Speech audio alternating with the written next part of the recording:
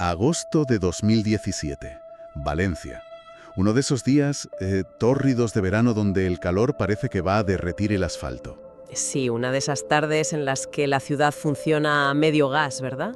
Exacto. Una rutina muy tranquila, muy de agosto, pero esa calma se rompe abruptamente a primera hora de la tarde en la calle Calamocha.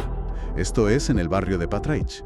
Un escenario que los agentes de policía no van a olvidar fácilmente. Para nada. En la tercera planta del sótano de un garaje se encuentran con una escena brutal.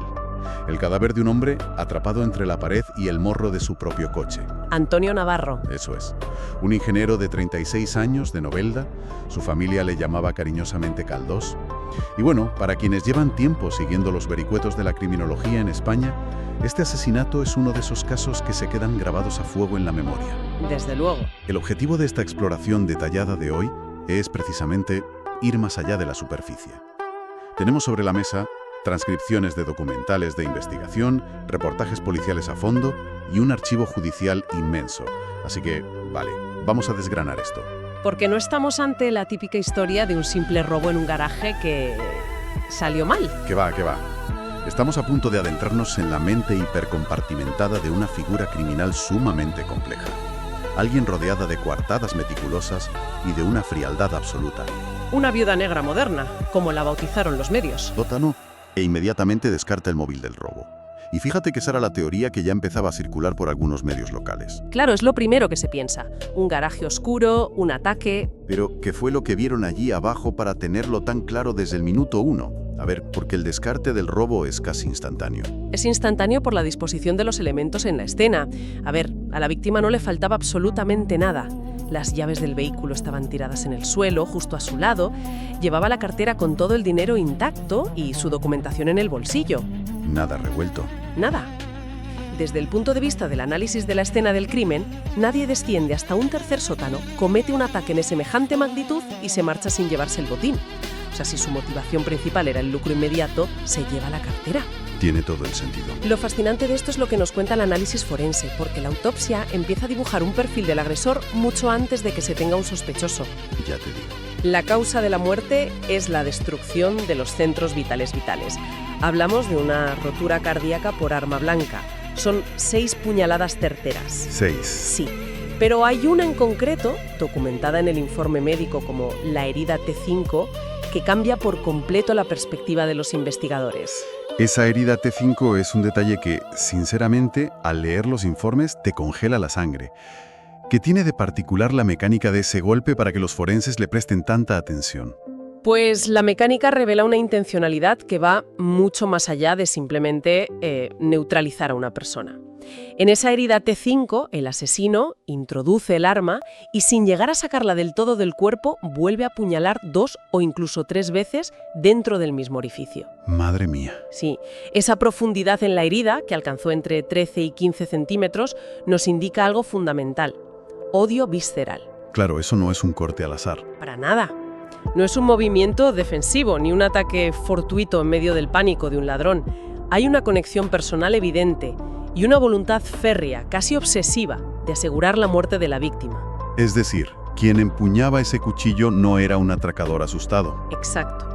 Era alguien que tenía un conflicto personal gravísimo con Antonio, o bien que estaba actuando bajo un mandato muy específico y cargado de emoción. Y fíjate que ese nivel de odio choca frontalmente con la imagen pública que se proyectó justo después del crimen. Quienes conocen el caso recordarán perfectamente el funeral en Novelda. Antonio y su mujer, María Jesús, a la que todos conocen como Maje. Que se habían casado hacía nada. Apenas un año antes, en el santuario de Santa María Magdalena. Una boda por todo lo alto. Y en el funeral vemos a una Maje completamente devastada. O sea, se abalanza sobre el ataúd, llora de una forma que conmociona a todo el pueblo. Una escena desgarradora. Totalmente. Lee una carta de despedida que rompe el corazón a cualquiera. Es la encarnación perfecta de la viuda joven que ha perdido al amor de su vida. Pero, Claro, los informes del grupo de homicidios nos muestran una realidad paralela que resulta desconcertante. Es que la diferencia es abismal. ¿Qué ocurre cuando las puertas de la comisaría se cierran y ella tiene que prestar declaración formal? Pues ocurre que la narrativa del duelo se fractura por completo. Las fuentes policiales describen un comportamiento que deja a los inspectores de homicidios estupefactos. Maje está sentada frente a ellos, relatando supuestamente el peor día de su vida. ¿Hay algún sollozo o alguna lágrima aislada? Hasta ahí normal. Sí, pero en el instante en que los policías hacen una mínima pausa técnica, ya sea para revisar un documento o porque alguien entra en la sala un segundo, ella saca su teléfono móvil y se pone a chatear. De locos. Con una normalidad pasmosa. La disonancia es tan brutal que los propios agentes tienen que llamarle la atención. Es que es fuerte. Tienen que pedirle formalmente que deje el teléfono, que se concentre en la investigación del asesinato de su marido. Un asesinato ocurrido apenas unas horas antes.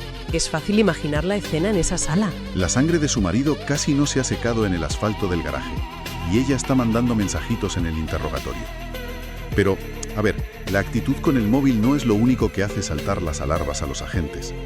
Los documentos muestran que Maje empieza a desplegar toda una serie de maniobras de distracción. Sí, empieza a lanzar cortinas de humo. Cortinas de humo muy calculadas, ¿verdad? Porque empieza a perfilar a un Antonio que parece un extraño para su propia familia. Efectivamente, lo hace para desviar la atención policial de su propio entorno. De pronto, en su declaración, describe a un marido posesivo, controlador, con muy mal genio. Nada que ver con la realidad. Claro, y sugiere a los investigadores que, conociendo el carácter impulsivo de Antonio, seguramente se había enfrentado a cara de perro a un ladrón en el garaje, y que por eso lo habían matado. Intentando encajar la pieza del robo otra vez. Eso es. Y vamos allá. Introduce nombres y situaciones concretas para que la policía pierda el tiempo persiguiendo fantasmas. Menciona a un pintor jubilado que supuestamente guardaba un viejo Audi en la plaza de garaje. Ah, sí, el del Audi. Dice que este hombre tenía llaves del recinto y que era extraño. Luego deja caer que Antonio había tenido fuertes discusiones con unos albañiles durante una reforma en casa. Vamos, abriendo frentes por todas partes. Incluso insinúa que su marido coqueteaba con una compañera de trabajo, abriendo la puerta a la teoría de un crimen pasional, pero externo a ella. Es como si estuviera ofreciendo un menú de sospechosos a la carta, simplemente para mantener a la policía ocupada y muy lejos de ella. Literalmente. El problema para Maje es que los investigadores tienen mucha experiencia y no se quedan solo con su versión. Viajan a Novelda, entrevistan al círculo íntimo de Antonio, a sus amigos de toda la vida, y ahí el castillo de naipes empieza a desmoronarse por completo. Porque los amigos cuentan una historia muy distinta. Totalmente opuesta. Desmontan esa imagen de hombre impulsivo y controlador. Relatan que Antonio adoraba a su mujer de una forma casi ciega y sueltan un detalle revelador a la policía. Ya le había perdonado varias infidelidades de las que él había tenido conocimiento. Fíjate qué nivel de sumisión o de amor ciego. Sí, y además sorde la idea de que Antonio se enfrentaría a un atracador armado en un sótano oscuro. Sus amigos son tajantes, utilizan una expresión muy castiza. Aseguran a los agentes que Antonio era, textualmente, un cagón para los conflictos físicos. Un cagón. Eso dijeron, que jamás habría buscado un enfrentamiento directo con nadie, y mucho menos de esa magnitud. Y esa es la primera gran fisura en la coraza de Maje. La coartada psicológica que ella intenta construir sobre la víctima se cae a pedazos porque no se sostiene con la realidad de su entorno más cercano. Y luego, claro, llega la confirmación técnica. El vaciado del teléfono móvil de Antonio. Exactamente. La policía, como es su deber, busca deudas, problemas de drogas, algún tipo de doble vida secreta que justifique semejante asesinato, y no encuentra absolutamente nada. Cero. La vida de un tipo normal. De hecho, el único intercambio de mensajes tenso que logran rescatar en ese móvil muestra a un Antonio pidiendo a Maje que no le vuelva a levantar la mano. O sea, la víctima del maltrato era él. Todo apunta a eso. La investigación entonces pivota inevitablemente hacia el círculo de la viuda. Y es ahí, al interrogar a una amiga íntima de Maje, una chica llamada Rocío, cuando se descubre la verdadera dimensión del engaño. Rocío es la pieza clave que destapa toda esta doble vida. Confiesa a los investigadores lo que la viuda había ocultado con tanto celo, una vida sexual extraordinariamente activa y paralela a su matrimonio. Empiezan a salir nombres a la luz. Y tanto. Primero aparece Tomás, un fisioterapeuta con el que tuvo una relación intensa meses antes de la boda. Un episodio que, por cierto, casi provoca la cancelación del enlace matrimonial. Sí, estuvieron a punto de no casarse por aquello. Pero el nombre que realmente pone a la policía en alerta máxima es el de José, su amante actual en Valencia en el momento del crimen.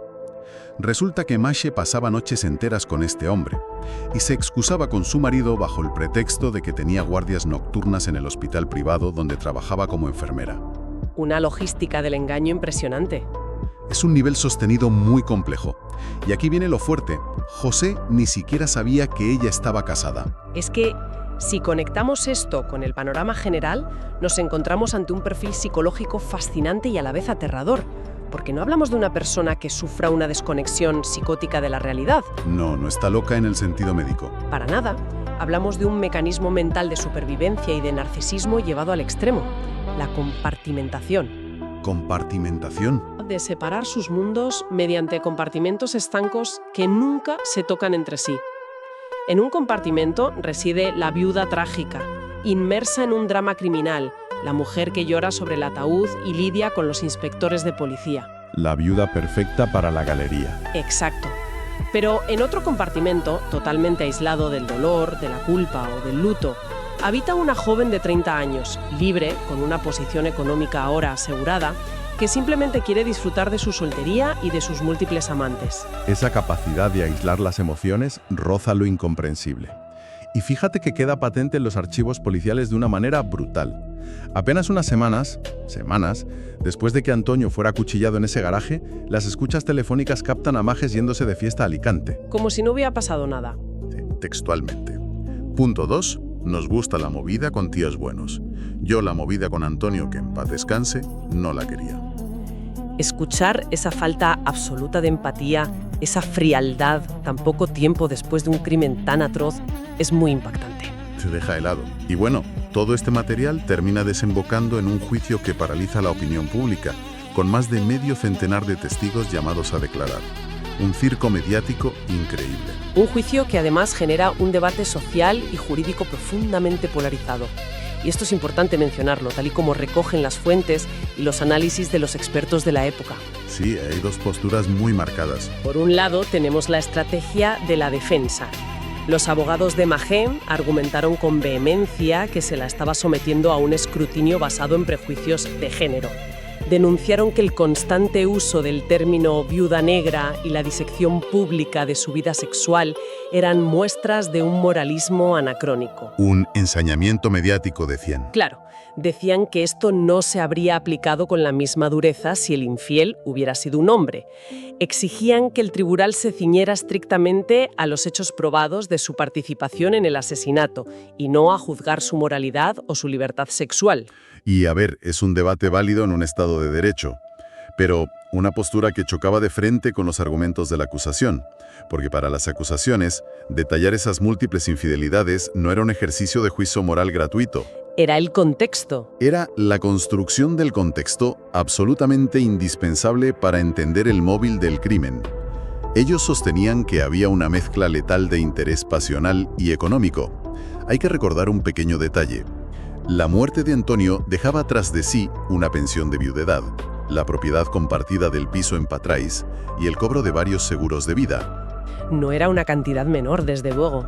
Para nada. En las transcripciones de los documentales que estamos analizando, varios periodistas y juristas comparan esta dinámica directamente con la trama del clásico del cine y la literatura, El cartero siempre llama dos veces. La comparación es perfecta. Es el arquetipo puro de la persona atrapada en un matrimonio del que quiere huir, pero que en lugar de optar por el divorcio tradicional, busca a un tercero para que ejecute a su pareja y así quedarse con la vida, la libertad y el dinero. Los documentos reflejan fielmente esta tensión en la sala de vistas, entre la denuncia de un linchamiento machista por un lado y la exposición del cálculo gélido de una mente manipuladora por otro. Y mientras ese debate sociológico y legal tomaba forma de cara al juicio, la realidad de la investigación policial estaba en un punto crítico. Porque de hecho, tras descubrir la doble vida de Maje, el caso choca contra un muro de hormigón. Se estanca.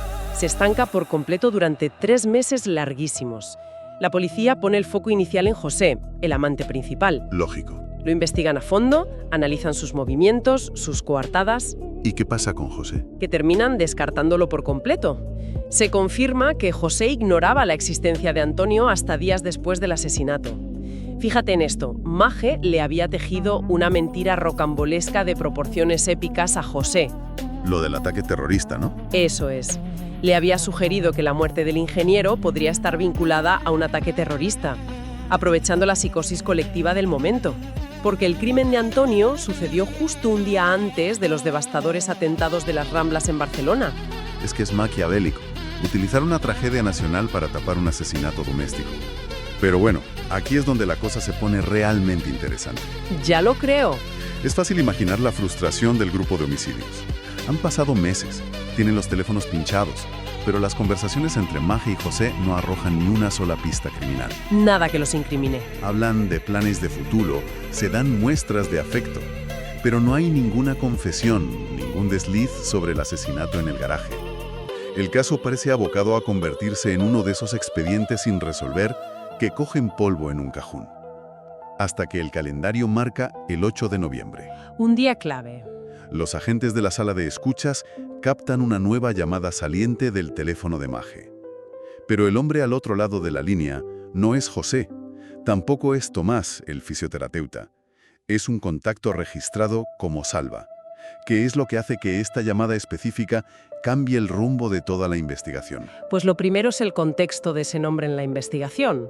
Salva había aparecido de forma muy esporádica en algunas conversaciones triviales interceptadas previamente. Figuraba simplemente como un compañero de trabajo del hospital. Un enfermero más. Exacto, alguien casi invisible para el radar policial. Un radar que estaba enfocado en los amantes más notorios de Maje. Sin embargo, el tono de esta llamada del 8 de noviembre rompe cualquier patrón de normalidad. ¿Cómo suenan en esa llamada? Desde el primer segundo, la tensión atraviesa la línea. Hay un nerviosismo denso, palpable. Salva no llama para hablar de turnos de enfermería, llama para confesarle a Maje que su resistencia psicológica se está desmoronando por completo. Él utiliza una expresión muy gráfica. Le confiesa que le ha dado un bajón bestial. Un bajón bestial. El peso del silencio durante esos 3 meses de otoño le está devorando por dentro.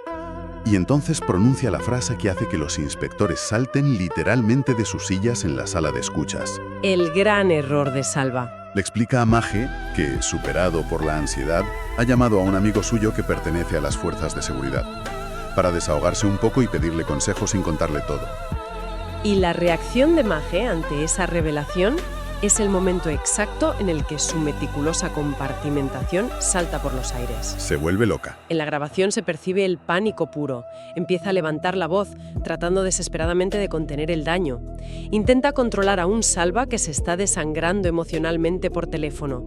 Y la situación empeora cuando Salva empieza a compartir los detalles que su amigo policía le ha filtrado sobre la investigación. Porque el amigo de cuenta cosas que no salen en la prensa. Claro, Salva menciona elementos muy específicos que las autoridades saben en secreto, incluyendo referencias directas a José, al que en la llamada, por cierto, denominan el publicista, para disimular. Sí.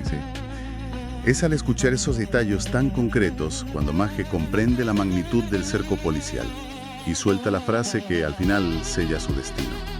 Madre mía, pensaba que iba a estar descartada y me están investigando a saco. Me están investigando a saco. Es el sonido del telón cayendo de golpe. Maje, presa del pánico absoluto y temiendo con toda la razón que sus comunicaciones estén intervenidas, le ordena a Salva que corten la comunicación ya. Que no hablen más por teléfono. Exacto. Y le dice que tienen que verse cara a cara, de extrema urgencia.